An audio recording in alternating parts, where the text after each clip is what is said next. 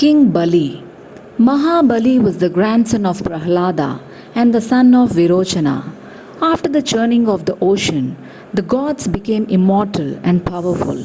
Indra's army defeated Daityaraj Bali and his army of Asuras.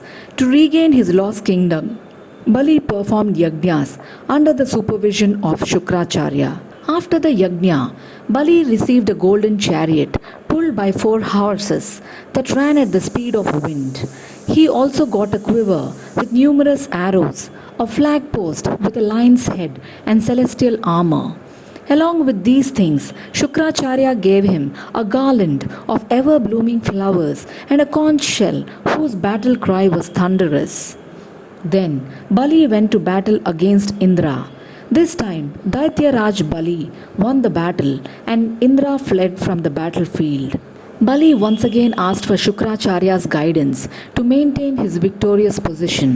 Shukracharya said, "If you keep on performing yajnas, you can live a fearless and powerful life. You should also give alms to the poor and the Brahmins." Vamana, Lord Vishnu's avatar, posed as a Brahmin, went to the spot where Shukracharya and Daityaraj Bali were performing a yajna. Bali welcomed the Brahmin boy and said, "How can I help you, young Brahmin?"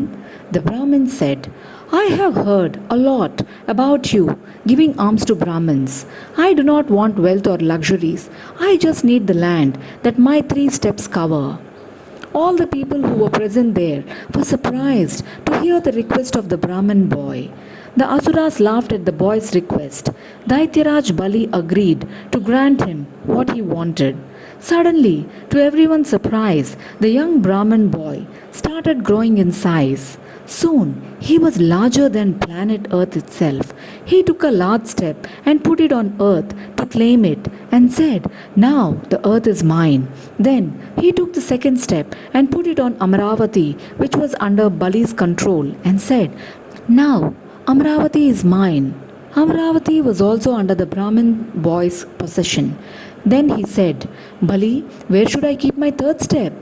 Earth and heaven are already mine. Now there is no place left." Shukracharya warned Bali, "Be careful, Bali. I am very sure this Brahmin is not an ordinary boy. He is surely Vamana, Lord Vishnu himself. Don't let him take the third step, or you will have to lose everything you have." But Bali said, "Acharya, I have given him my word. I cannot go back from it." The Asuras and Daityas heard this and stepped forward to attack Vamana, but they could not harm him at all.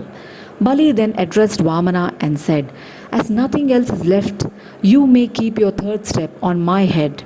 Hearing Bali's words, Lord Vishnu appeared in his true form and said, "I bless you, Bali.